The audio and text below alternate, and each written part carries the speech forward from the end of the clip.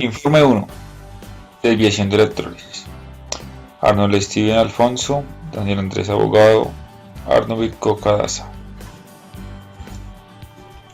Montaje de un filtro de velocidad, filtro de Wien, para determinar la carga específica del electrón.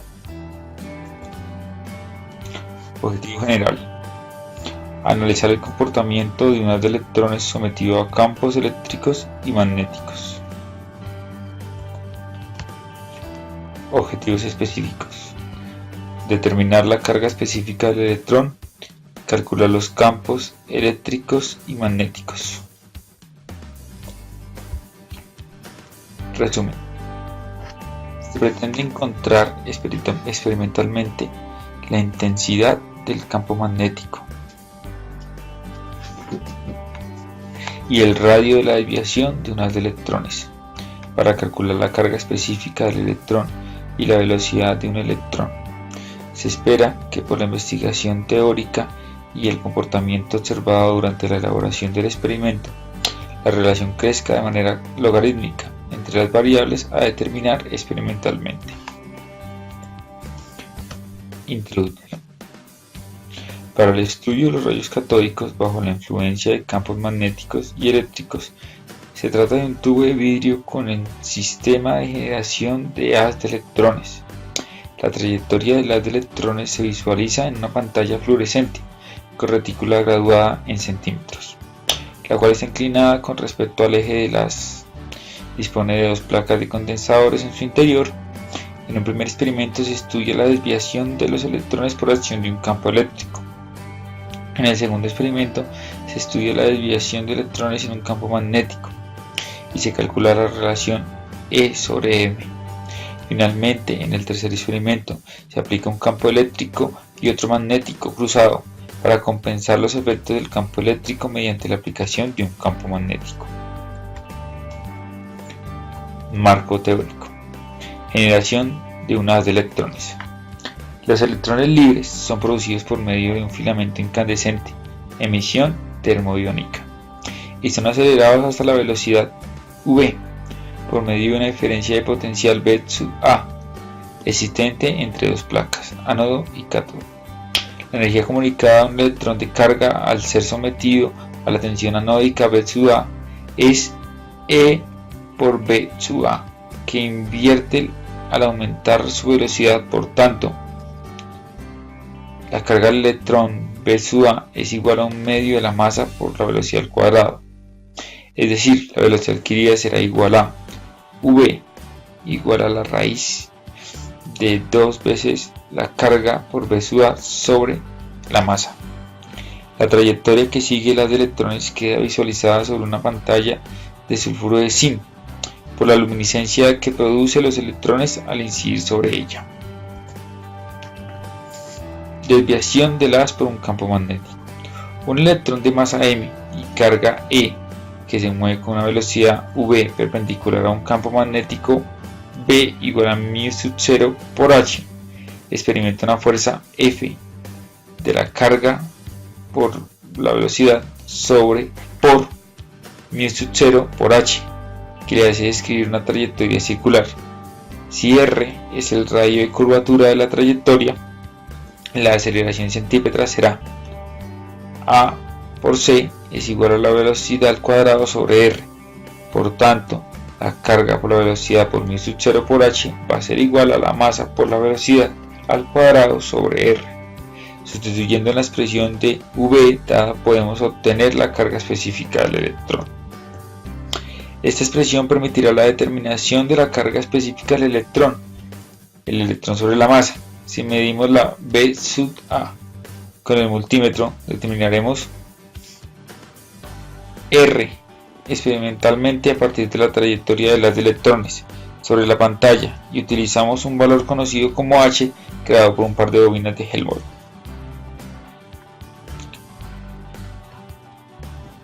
Desviación del haz en presencia de un campo eléctrico. Si un electrón que llega con velocidad v a una región del espacio donde existe un campo eléctrico homogéneo creado por un condensador plano, cuya diferencia de potencial entre placas es V sub P y la distancia entre las placas es D, Si la velocidad de la entrada es perpendicular al campo eléctrico, el electrón se mueve siguiendo una trayectoria parabólica dada por la siguiente ecuación, determinando los puntos X y Y de la trayectoria, midiendo V sub P con un multímetro y conocidos E sobre M del aparato anterior. Se puede obtener la velocidad con la que incide el electrón, en nuestro caso el haz de electrones.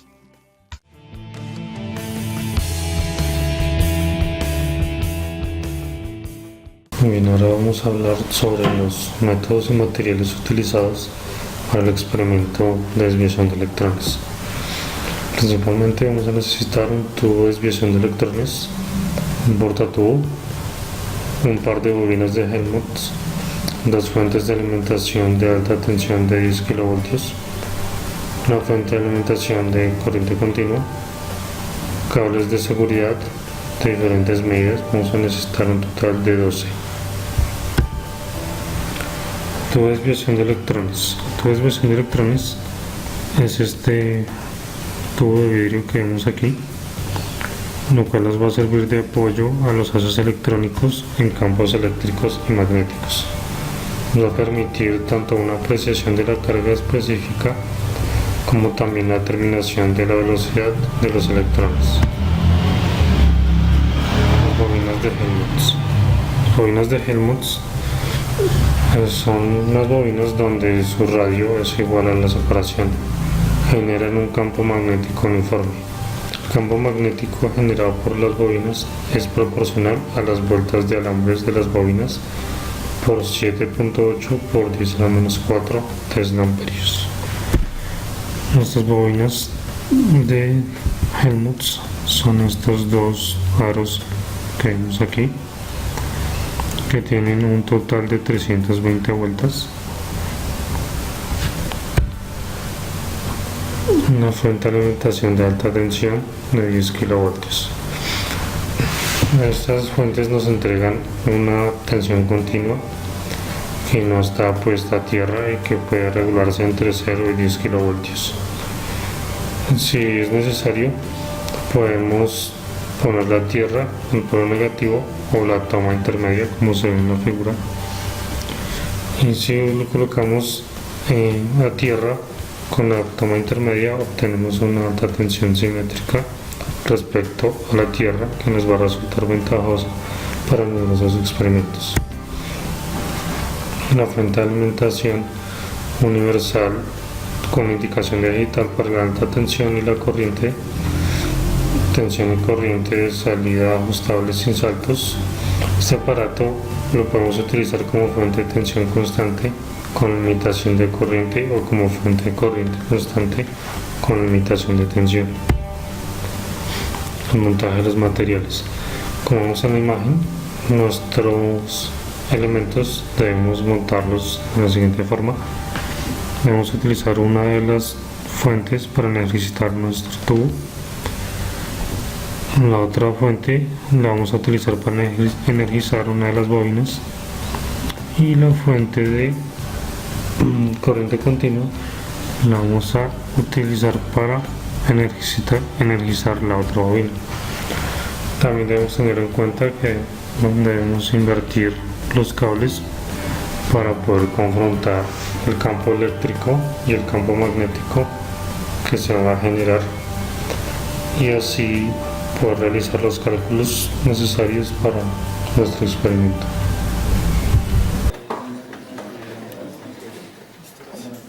Es lo mismo aquí, máximo 4 kilovoltios, igual aquí ya van subiendo,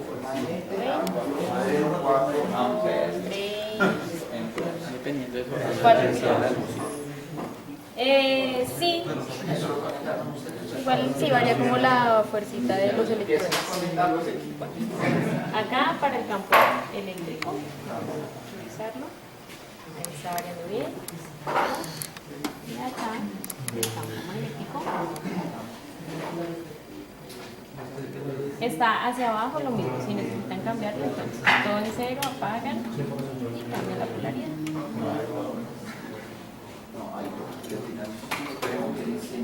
Ahí el más no se utiliza, el del medio no se utiliza para nada. No. Aquí está, ahí va hacia arriba. Entonces ya depende de lo que necesiten. Hacia arriba, hacia abajo. Los 6 seminarios más se resumen de todas las clases. Ellas que harán, no sé, lo que les pide el profe o que sigan las tablitas que están ahí en la guía. Vale. Para que le hagan así una acá. Vale. Un procedimiento experimental. Primero debemos medir la distancia entre las placas condensadoras. Una vez realizado esto, debemos encender la fuente de alimentación de alto voltaje para que nuestro tubo empiece a calentarse. Luego vamos a aumentar lentamente la tensión del ánodo, que lo vamos a llamar QA, y observar cómo el haz aumenta lentamente el brillo en el centro de la pantalla luminosa. Mientras U sub A sea menor a 5 kV, se debe mantener en un valor fijo y debemos aumentar lentamente la tensión en las placas de condensadores hacia arriba y observar nuestro cambio en el haz de luz. Luego debemos aumentar la corriente a través del par de bobinas de Helmholtz solo lo suficiente para compensar la desviación debido al campo eléctrico en la salida del condensador. Si es necesario, debemos invertir el flujo de corriente para que de esta forma podamos enfrentar los dos campos que se generan. Debemos mantener U sub P e I como valores fijos y variar U sub A para observar nuestro cambio en el haz de luz. Para varios valores de U sub A debemos seleccionar un U sub P e I de tal manera que la desviación debido a los campos eléctricos y magnéticos se compense e debemos ingresar los valores en una tabla. Lo que tenemos que hacer es encontrar los valores en los que nuestro campo magnético y el campo eléctrico se cancelan y nuestro haz de luz quede en línea recta. A continuación vamos a mostrar una explicación más detallada de cómo es el experimento. El experimento es colocar unos valores de entrada para el tubo. En este caso, en el primer experimento es de 3 kilovoltios.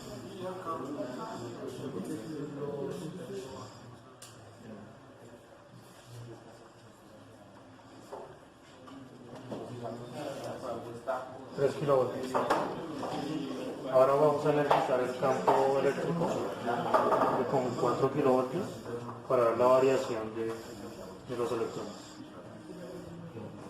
¿Cómo midieron esos voltios acá? ¿Sí? Entonces los campos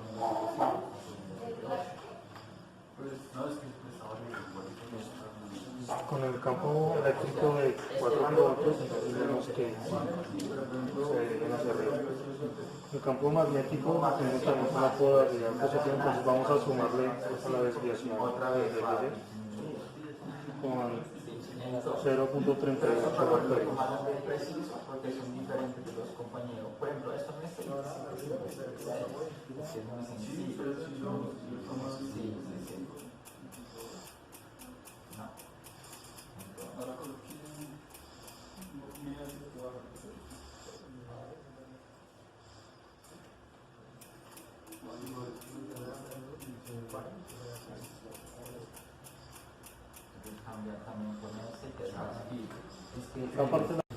Entonces vemos que la desviación es mucho mayor al sumar el campo magnético y el campo eléctrico en la misma dirección. Si cambiamos la polaridad,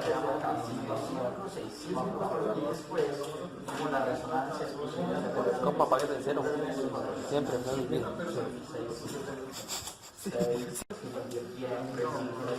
ahora vamos a colocar los mismos datos, pero cambiando la polaridad. Es lo mismo, son 3 kilovoltios.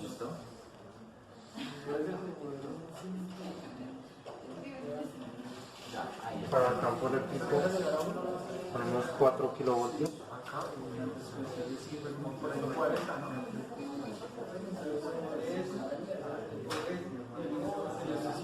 Y ahora lo vamos a enfrentar con el campo magnético enviándole 0.38 amperios, que lo que va a hacer es bajar un poco la desviación.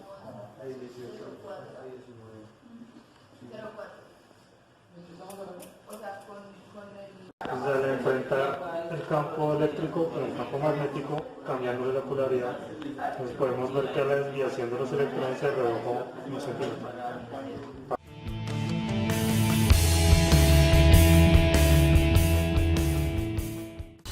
Buenas noches, en esta ocasión nos vamos a ocupar de la comparación o los cálculos de datos del primer laboratorio de mi grupo, que consiste en la dispersión de un electrón. Así se llama el laboratorio que hemos realizado. Nuestro primer objetivo, el objetivo que tiene este laboratorio, es realizar una tabla que sea similar a esta, obviamente teniendo en cuenta que vamos a tomar nuestros propios valores tomados experimentalmente con el fin de confrontarlos y compararlos, digamos, con esta tabla que ya fue previamente dada. Entonces el valor UA, UP y por último I son valores que nosotros vamos a tomar experimentalmente. UA va a ser en kilovoltios, igual que UP, y va a ser en amperios, y son valores que vamos a poder manipular dentro de nuestro o que manipulamos más bien dentro de nuestro laboratorio, dentro de nuestra práctica de laboratorio, para ser más concreto. Ahora bien, estos son valores de una fuente, de otra fuente, podemos llamarlas entradas y salidas si así lo quisiéramos, y los de I lo que van a hacer es vernos del campo magnético. Entonces, para esto lo que hemos hecho es apoyarnos en una tabla de Excel para facilitar los cálculos. Tenemos acá nuestra tablita de Excel y tenemos las fórmulas que nos ocupan. Como lo mencioné anteriormente, estos tres valores, los tres valores que vemos acá, son valores que hemos tomado de forma experimental. Los hemos tomado de forma experimental en el laboratorio, y estos vendrían siendo los valores que nosotros vamos a tomar o que vamos a calcular con las ecuaciones que nos facilita la guía, y compararlos con la tabla que tenemos. Adicionalmente tenemos también estos valores que son importantes. Son cualidades del equipo, el equipo con el que trabajamos, que son el número de vueltas, que vamos a llamar N, R, que es el radio de estas vueltas, es la distancia entre las espiras, y la constante phi, que es la constante que hemos trabajado con la ley de Biot-Savart, que es 4pi por 10 a la menos 7. En este caso lo tengo expresado en notación científica para facilitar el cálculo. Ahora bien, si vamos a entrar en materia, lo primero que vamos a trabajar es el campo eléctrico. En este campo eléctrico vemos que la ecuación nos pide un valor de U, que va a ser UP, para nuestro caso en kilovoltios, y un valor de D, ese valor de distancia, que son 0,055. Apreciamos la fórmula. En este caso, los valores los valores que nosotros introducimos dentro de la ecuación son valores que son constantes. Por lo tanto, para este caso, el valor del campo magnético va a ser constante siempre, como lo podemos apreciar. Acto seguido es calcular el valor del campo magnético. El campo magnético tiene una ecuación que ya es un poquito más elaborada, y en este caso, al trabajar con el número a pesar de que el número de espiras es constante, la corriente va variando. Por lo tanto, en este caso sí vamos a tener una variación en el valor que vamos a obtener en metros Tesla. Acá vemos cómo trabajamos con la ecuación, metimos la ecuación de acuerdo a las condiciones, y obtenemos diferentes valores para cada medición. Esto es lo que haríamos. Recordemos que la intención siempre fue, o lo que siempre quisimos hacer fue mantener digamos que la curva que nos mostraba el equipo equilibrada, es decir, como intentar equilibrar los campos tanto magnéticos como eléctricos. Vemos que el campo magnético, pues en magnitud es mucho más pequeño que el campo eléctrico. Ahora continuamos y vamos a hablar de esta ecuación, que es la primera que nos muestra, pero la última que calculamos, que es la de la carga específica. Para esta carga específica se hace indispensable tener tanto el campo eléctrico como el campo magnético, ya que son variables de la ecuación. En este caso, pues hemos también la fórmula, introduciéndola dentro de nuestro Excel. Acá es importante aclarar que los valores que obtenemos son bastante pequeños, y son bastante pequeños en comparación a la tabla que nos da la guía del laboratorio, debido a que si observamos acá, ya que el valor del campo magnético es grande en comparación al valor del campo magnético que nosotros obtuvimos. Tenemos un campo magnético mucho más pequeño. Yo asumo, y pues me atrevo a decir que es porque seguramente se utilizó un equipo que tenía un mayor número de espiras.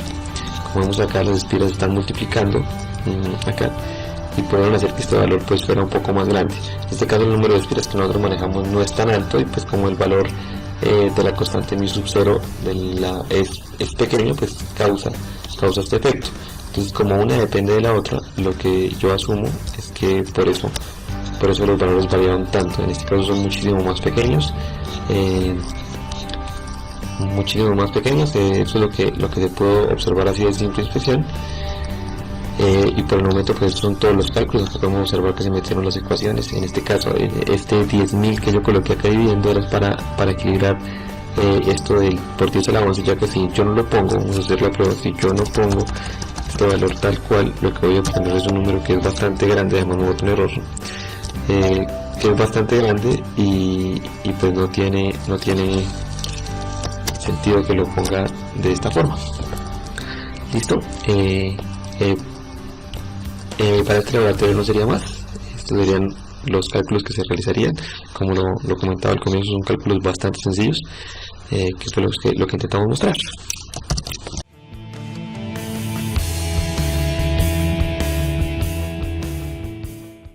Conclusiones.